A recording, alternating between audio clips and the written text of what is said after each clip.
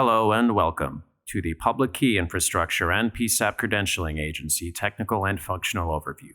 This is a presentation by NIOC, the NG9-1-1 Interoperability Oversight Commission. Let's make some introductions. NIOC is the governance and oversight body for some technical and interoperability programs in NG9-1-1. NIOC consists of members nominated from a variety of stakeholder groups affected by the PCA and Forest Guide. NENA Board approved the bylaws establishing NIOC and nominations to it in early 2020. The NENA office, that's NENA the 911 Association, provides executive function and legal entity for the Commission, including administration of the contract with the PCA administrator and handling of finances. The PCA administrator will be required to follow the standards that are developed by NENA as a standards development organization. NIOC develops the policies for the PCA with input by the administrator and NENA office and the rest of the community, including pricing, certificate policy development, and enforcement. Otherwise, NIOC, per the founding mandate given to it by the NENA board, is required to be independent. And here's our org chart. You can see on the bottom is where the NENA Standards Development Community is represented by 2 seats for the DSC and Core Services Committee. There is also a seat for the NENA board that has commissioned us. On the left-hand side, you see seats for the commercial side with end-user NG9-1-1 products and core services, and a seat for public safety associations that aren't otherwise represented. On the right-hand side, you see the 911 and government community through a seat for elected officials, 2 seats for 911 authorities, and a seat for PSAPs. Finally, at the top, you see non-voting liaisons with the Canadian and United States national governments. And now about NENA. NENA, the 911 Association, is the standards, policy, advocacy, and education organization for 911 in North America and beyond. NENA has over 15,000 members and growing.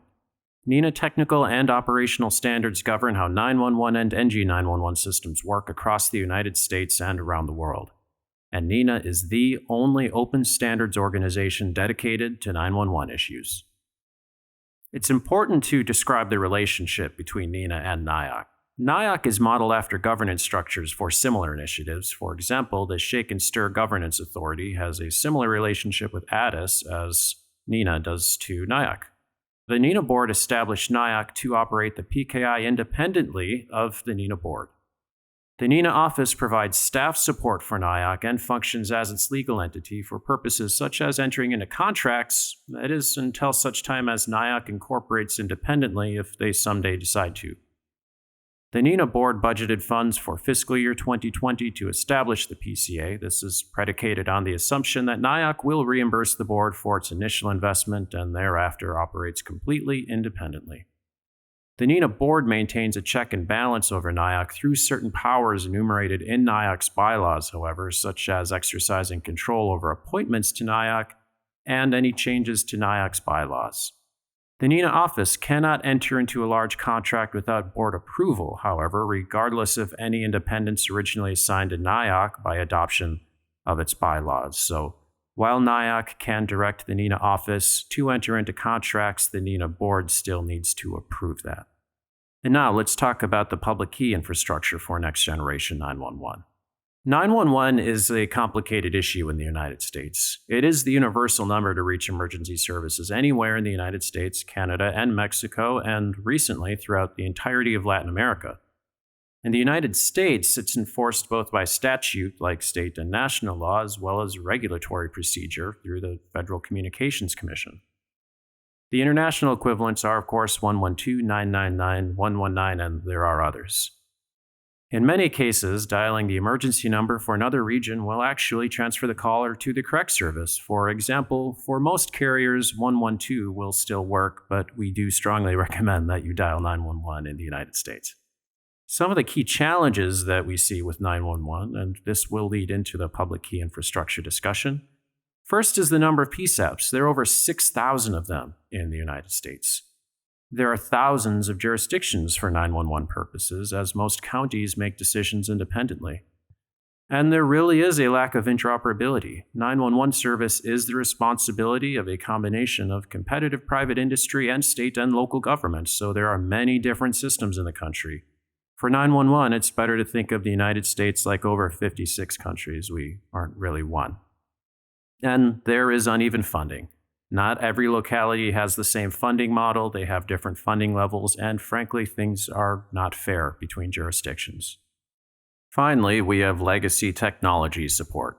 By deploying a single emergency service a very long time ago, we're stuck supporting some very old technologies in addition to the modern ones that we use today. So consider there are over 3,000 jurisdictions for 911 in the United States, and that is enough of a technology and interoperability problem on its own. However, we have our neighbors to interoperate with, specifically Canada, and in the future, hopefully Mexico as well, and there is also an international context. We do sometimes have to transfer calls internationally, and without a shared security infrastructure, it's very hard to do this conveniently, safely, or securely. So in summary, remember, the United States has had 911 as a universal emergency number for over 50 years. 911 is considered an essential service in the US. Any failure of it is highly publicized and the public considers that the service is always going to be available. But due to its long service life, the United States 911 system has many legacy technologies it has to support, and with over 3,000 counties that each will have some individual control over how 911 is handled, the political and funding issues are diverse. For 911 purpose, the United States is analogous to 56 or more countries, not just one. This makes the North American model analogous to the international model, actually. And this leads into the need for a security framework. NG9-1-1 has trust issues. Generally, even mundane transactions via Internet Protocol require a secure connection via TLS, and this is not unique to 911. Modern security convention utilizes a zero-trust framework. We trust nobody and there are no walled gardens, especially when someone says you can trust them. A public key infrastructure establishes a chain of trust. An NG9-1-1 standards, specifically I3, require that the PCA, that is the PSAP Credentialing Agency, be created for the NG9-1-1 PKI. The PCA is a certificate authority, or a CA, for NG9-1-1. NENA is establishing the PCA under oversight by NIOC to fulfill needs that arose from the standards development community. Quite literally, the standards development community told us to stand one up. So let's go over some key terms. First is TLS, Transport Layer Security. Next is PKI, Public Key Infrastructure, CA for Certificate Authority, ICA for Issuing Certificate Authority, and PCA for PSAP Credentialing Agency.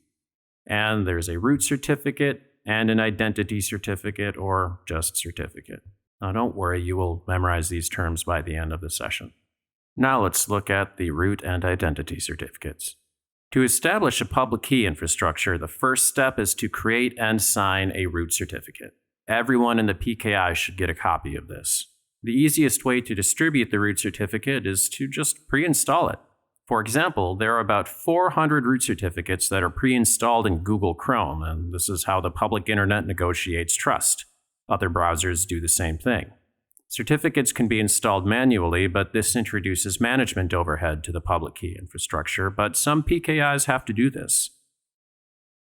So the PKI has root certificates and identity certificates.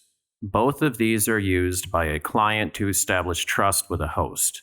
The root certificate is the basis of the trust chain. The root certificate is created by the CA and it's issued to everyone. Individual entities then each get their own unique identity certificate. Whenever a secure session is set up between a client and a host, the host presents its identity certificate. The client then checks to make sure that the host's identity certificate shares the same root certificate that it has a copy of.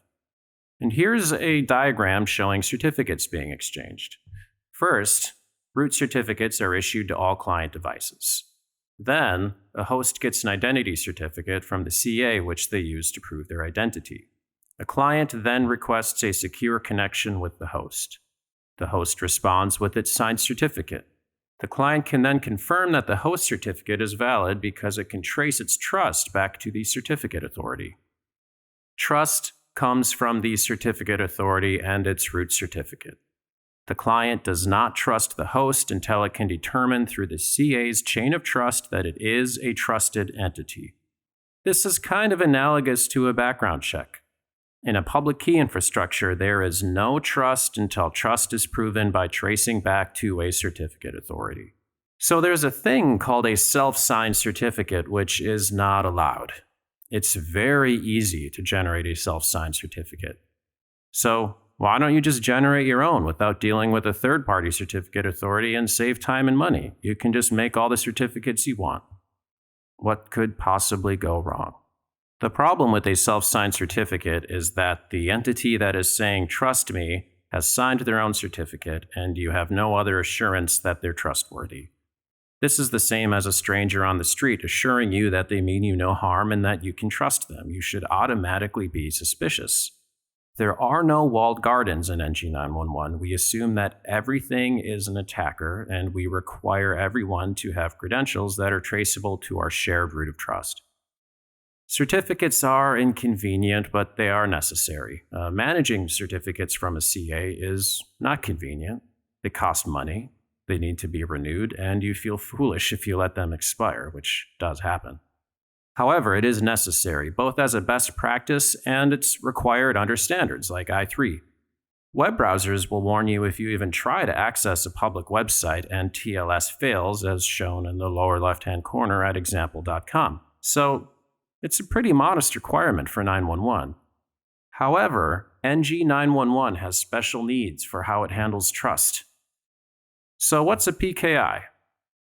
A public key infrastructure, or PKI, is a set of roles and policies and hardware and software and procedures needed to create and manage a chain of trust through creation and management of certificates. Note that only 2/3 of those things are actually technical in nature, and that's important. It's similar to the chain of trust for the public internet, but a PKI is limited to an industry with a special need for managing trust and identity, like NG9-1-1. Interjurisdiction interoperability in NG9-1-1 is one such special need. A PKI involves a lot of technology. However, a PKI is much more than technology. It's the soft side, the governance and policies and such that are more important and, frankly, more complicated than the technology itself. Here's a diagram illustrating the chain of trust for a PKI. At the top left, you have governance, and that's where a body like us, NIOC, falls in, and also specifications and standards, and the certificate policy. We'll get back to that. There's also the technology. There's the PKI. There's a certificate practice statement for each issuing certificate authority. There are repositories, and there's the CRL and OCSP infrastructure. What that fourth bullet means is your ability to check to see if a certificate is still valid. And finally, we have operations. We have things like subscriber identification and certificate lifecycle management and compliance management. Let's talk about the CP. The CP, or certificate policy, is the most important part of the entire public key infrastructure. The CP describes how certificates are issued, who can get one, how certificates are revoked, how they're suspended, how long they're valid, what the trust chain looks like, and a lot more. But what is it? It's a document. In a PKI, it is a founding document that's analogous to a nation's constitution or some organizational body's set of bylaws. Ours is a Microsoft Word document that's about 100 pages long, and that's the most important part of this whole system. Before you have a PKI, you must have a CP. Everyone involved must agree to the CP, and all CAs are required to honor the CP. Every certificate authority has to follow the procedures in the CP. And all ICAs, those are issuing certificate authorities, honor something called a CPS, which is a certificate practice statement, and it's kind of like a CP for an issuing certificate authority. We'll get to that in a moment. So let's look at the trust chain. Every certificate is signed or created with a set of random numbers called a private key. This must be kept secret. Anyone that steals your private key can pretend to be you. If a private key is compromised, the certificate must be revoked, and this applies not only to your identity certificate as an individual, but also to all of your servers, to the intermediate or issuing CA operated by your 911 authority or state, and the root certificate authority has a private key. If the root certificate's private key is compromised, the entire PKI is compromised. This isn't the end of the world, but it means that everyone else's certificates need to be renewed, and this is an issue. For this reason, the CA private key is stored offline in a physical vault on special secured hardware, and multiple trusted people have to be present to even touch it. The root CA itself is also offline so that it, frankly, just can't be attacked. There is always an intermediate CA that interacts with other agents, never directly the root, meaning that you in the field will never interact with the PSAP Credentialing Agency. You'll interact with an issuing certificate authority, probably operated by your state or regional government. So let's talk about the PCA, that is the PSAP Credentialing Agency. The PCA is a CA, but it's for 911. It's the root of trust for 911 and emergency calling. The NG9-1-1 PKI and PCA are not special technically. They're set up like other CAs and other PKIs. However, the PCA is the root CA in the NG9-1-1 Public Key Infrastructure. The PCA is the certificate authority that establishes trust in next-generation 911. It's a required functional element in I3, and the architects of our technical standards came up with this idea a long time ago. The PCA may not necessarily be limited to NG9-1-1, even though that's what it was made for. NENA plans to issue and stand up and operate the PCA for the United States in 2020 under oversight by NIOC. The PCA is an element in I3. Many interactions between elements in NG9-1-1 require TLS, and transactions must be accepted from sources with credentials traceable to the PCA. Credentials must carry a certificate in the PCA trust chain, as you can see in the diagram to the left. It's expected that 911 authorities and states and regions will operate intermediate certificate authorities that issue end entity certificates within the trust chain, meaning at the PSAP, you get certificates from your state or regional government, and for a statewide next-generation core services network, the state may operate their own ICA and issue certificates to the core services elements themselves. 911 service providers may also operate an ICA as part of their service offering and manage credentials on your behalf. That's all subject to whatever is included in their CPS. But the PCA or ICA may be cross-signed with other CAs depending on policies. There are some specific cross-signings recommended in I3, including the federal bridge, but those are things to be done at a later date. Remember, in NG9-1-1, there is no trust. Many elements in NG9-1-1 talk to each other to do all kinds of things, and generally these transactions require TLS, transport layer security. That means that the communications are secure and encrypted. Even within the same EZNet, functions will check credentials. We assume that even elements within our own network are lying to us and are trying to attack us because we have no trust. The elements are not trusted just because they are on our same network. In NG9-1-1, there is a special CA that establishes trust for all these transactions, and that's the CA we've been talking about, the PCA or the PSAP Credentialing Agency. One special thing that NG9-1-1 does with the PCA and its public key infrastructure is how it handles identity and roles. I3 specifies that identity and roles are handled within the X509 certificate. That's the same certificate we've been talking about this whole time, in very specialized ways. There are multiple ID types, for example, for agents or agencies or elements or services. The details are in our certificate policy.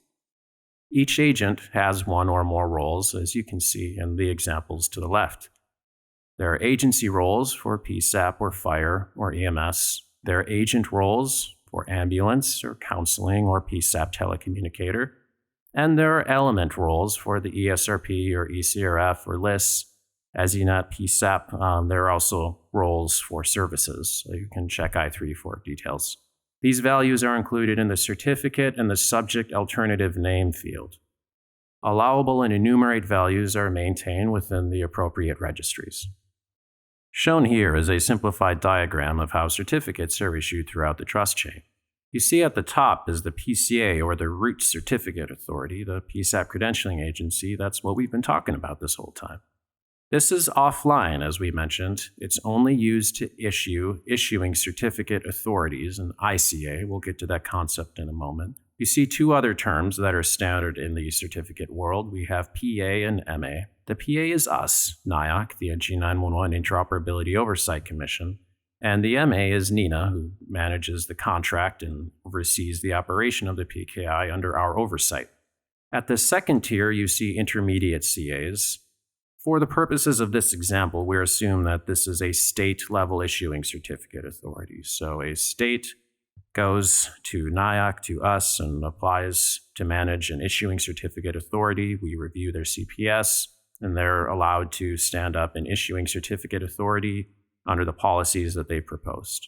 They then issue end entity certificates to devices at the PSAP, to users, to elements within the state NG core services.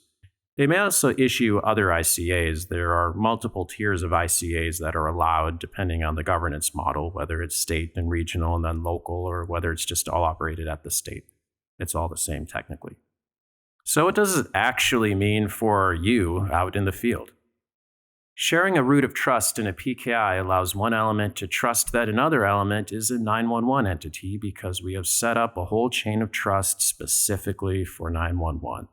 This eases things like transferring calls between EZNets or querying elements at a different EZNet because if you have a 911 certificate, they have to accept your traffic.